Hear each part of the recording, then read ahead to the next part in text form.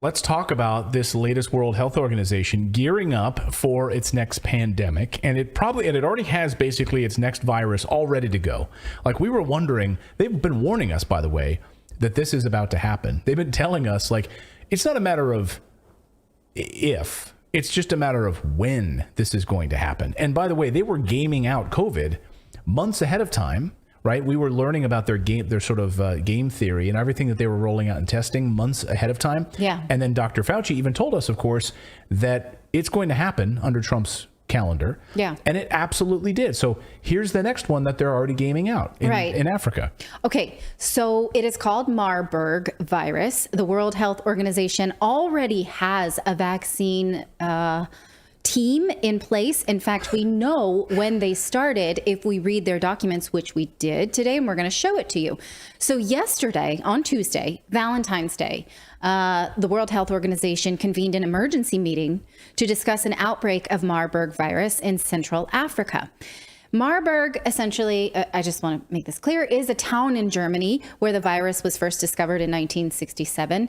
It is presumably not there now, but maybe we'll see this called out as a racist virus name because it's linked to a place that has happened before. That's good. They're going to change the name because it's not as sexy. It needs to be able to, like monkeypox. It needs to be something that we put on television and that they try to scare us all into going and getting a vaccine for. Right. Well, they wanted us to stop associating COVID with China.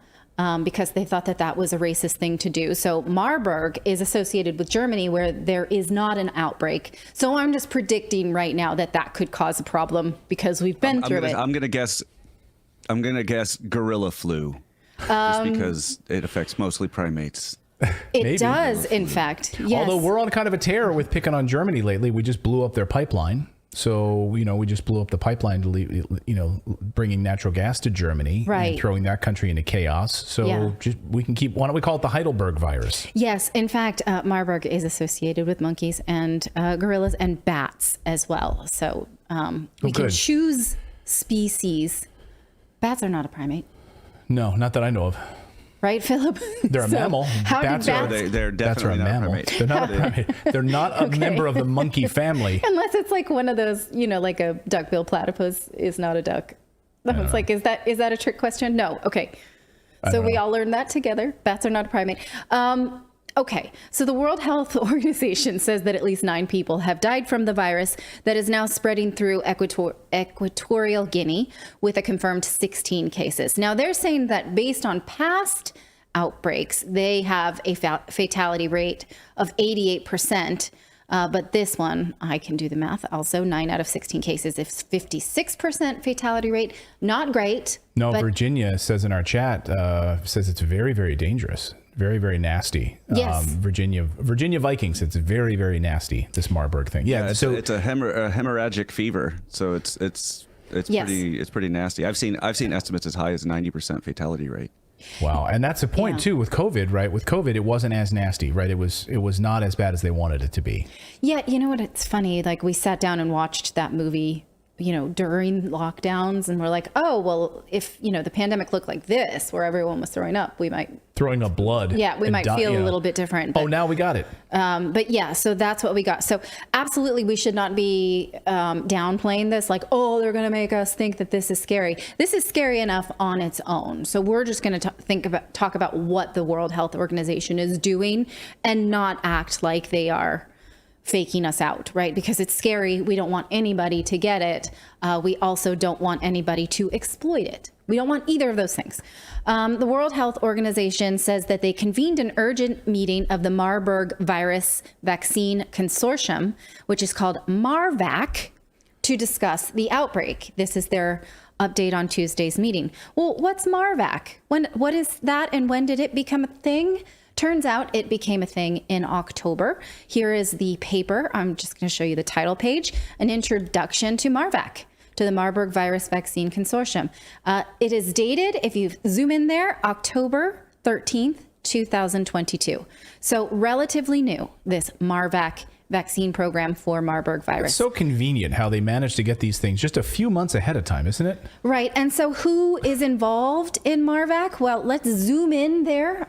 On the title page, next one, Okay, Institute for Virology from the National Institute of Health, Fauci related, National Institute of Allergy and Infectious Diseases, U.S. COVID response at the U.S. Department of Health and Human Services, all other kinds of, health departments and colleges and other states, science labs. Also, Boston University School of Medicine, where they did gain-of-function research on COVID. Yeah. And the Centers for Disease Control and Prevention. So a lot of the same players that were controlling the COVID pandemic already are involved in Marvac. So I'm surprised. Yeah. I was gonna say, I'm surprised at the bottom it doesn't say, and Bill Gates. Right. Well, they don't have to, because, as we know, and we've talked about on this show, the World Health Organization is mostly funded by the Bill and Melinda Gates Foundation. So at the heart of the World Health Organization is Bill Gates. Mm-hmm. It has his hands in all of this. And each of those institutions we just talked about are also funded. Boston University, Bill and Melinda Gates Foundation. Each of these are funded by him. Right. So we don't need to put his name there. Say, yep. He does it through, surreptitious ways. Okay, so what is Marburg virus? How would we recognize it if we saw it? It is in the same family as Ebola virus. It's said to cause a viral hemorrhagic fever, which can lead to bleeding from the nose and mouth. Symptoms can include lethargy, dehydration, nausea, vomiting, sore throat, and abdominal pain. And where does it come from? Well, according to this statement from the WHO, it is transmitted to humans by fruit bats and spread through direct contact with bodily fluids of infected people, surfaces, and materials. But if you read the Marburg paper, it also does mention primates as well. So I don't know why there's bats and primates, why it seems to be in multiple species. But that I know yesterday I neglected to explain something that I knew, but I'll go ahead and throw this one in there. Okay. Bats are oftentimes what they call reservoir species, which means they carry, but they don't contract the virus. Oh. So bats are actually a fairly common reservoir species for viruses.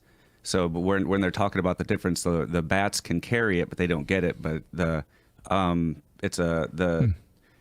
Marburg is a filovirus, which basically affects primates. So primates are the ones that get infected. Bats can just carry it around. A reservoir creature. Maybe. And they call it just eradicate all bats. Species. Okay, so I'm just thinking this out in real time, because the statement on the emergency Marvac meeting today only mentioned bats as right. So it doesn't sound like it's very transmissible. Is this another thing that they're trying to sort of wash out anything that could sound woke, like to say primates maybe can be called racist in a way? I mean, because the Marvac paper says that it is transmissible mostly through the outbreaks have been observed in non-human primates. That was the original outbreaks. So I'm just wondering, because the statement today did not mention primates at all. Well, and also it's not very transmissible from what I'm gathering, right? That they're scaring us. They're having this emergency meeting. They're talking about, they're all wearing masks. They're talking about the transmissibility of this. But if it's just through bats, through primates, through surfaces and materials, but you can contract it from infected individuals. So obviously you want to isolate people who have it and not have a spread in the community. Of course, and this is exactly what they want, right? This is what they've been prepping for. They want us to stay. Remember, at the heart of all of this, guys, this is written down, and what they're telling us is that they want us to work from home, get rid of our cars. Europe just this week announced that by 2035, they're getting rid of combustible automobiles, right? That's their plan by 2035. Yeah. They want us to work from home. They want 15-minute cities. They don't want us driving, and they want this. They want us to stay in these environments like this. Well, you're making large leaps about something that people actually have. Like, there are 16 cases. We absolutely should all not want there to be more.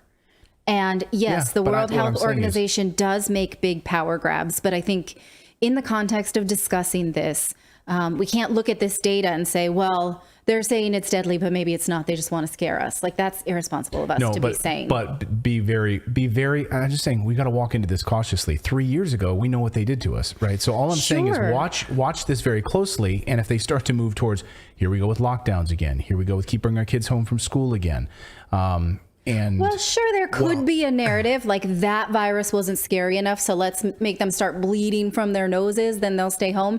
I get that. But in the context of this segment right now, we are looking at this happening to real people and this data. And I don't want to be like, yeah, right, they're saying that. Like, that's not responsible of us to do. I want to bring up something somebody said in chat that if it's true, kind of ties it to this would take some research, but it's Eclectic Dyslexic says Marburg comes from polyvinyl chloride in the water system, which would tie right into the train thing because that's what is that not what it had in it?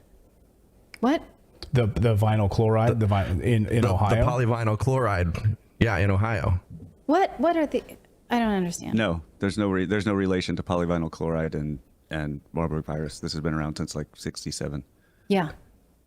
Okay, I was just saying that's what somebody said in chat, so I was just like curious. Yeah, so vinyl chloride has nothing to do with it. So we're going to shoot conspiracy theories down. I'm simply throwing out there what the World Health Organization and the WEF has been pushing for. Sure. So I'm just saying to walk cautiously when they start to tell us and try to scare us, and that's what I'm trying to make sure that Okay, but don't come up here and armpit fart on every data point that I'm presenting from a scary virus. I'm not trying to scare anybody. I want us to take this with a grain of salt and be educated. Yes. But we should not, read everything that they transmit and be like, yeah, that can be. I didn't say that. Did I say that, chat? Is his demeanor like that? Philip, take my side. Look, we've just been through 3 years of them lying to us. I know better than to get involved. Yeah. Philip's a smart man. Okay, go ahead. I won't interrupt anymore with armpit farting. Go ahead. Okay. I'll have a coffee. All right, do that. I'll have a mandolin. What was it? Oh, I want to tell you about vaccines. And you can... Hold on. Let me armpit fart on that one. Oh, they want to give us vaccines already? It's amazing that they have these vaccines already rolled out. But they're not mRNA. They're not mRNA. Right. Let's go. Clayton. All right. You keep it to yourself for a little bit, and then later you can huff and puff and blow your house down. Okay. Marvac has tested vaccines, but not in humans. And they say that they have had limited success with these vaccines, so they do want to continue testing them. They seem to already have a plan for them. This seems a little premature. Look at the plan. This was written in October. They think that if we get fast-acting single-dose vaccines deployed in vaccination campaigns during outbreaks, then routine vaccination of at-risk populations could be achieved with several candidate vaccines. And then regardless, the need for boosters will be determined by the durability of the acquired immunity during the respective vaccine campaign. I don't know about that. That just seems like a little too specific for a vaccine they really don't have and don't have approved.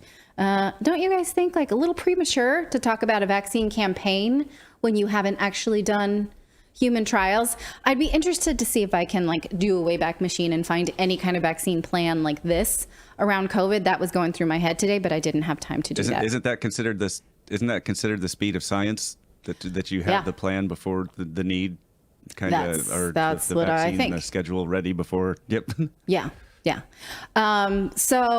What about treatments? Well, there are some of those too that show some promising signs if taken early. Again, see this table from Marvac, and they have a bunch of antivirals here. Some also that were used on COVID with various degrees of success. This is just one page. There's 2 pages of these antiviral results. But if you see in the far right, the survival % rate, a lot of them are, fairly high, not terrible. If there was a plan to get these in people who were affected fast, that could be encouraging.